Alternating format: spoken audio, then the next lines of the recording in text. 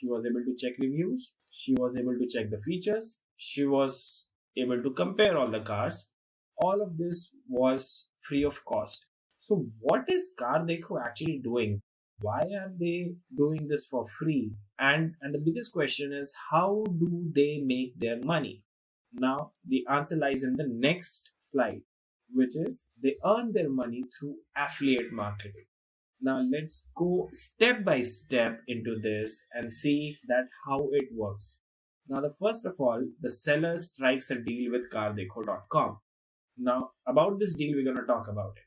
Second, cardekho.com places the seller's offer on the website. Now, Priya sees these offers and then she fills out a particular form. Now, Cardekho, what it does is either automatically or manually sends the lead to the nearest seller. Now, it could be a showroom as well.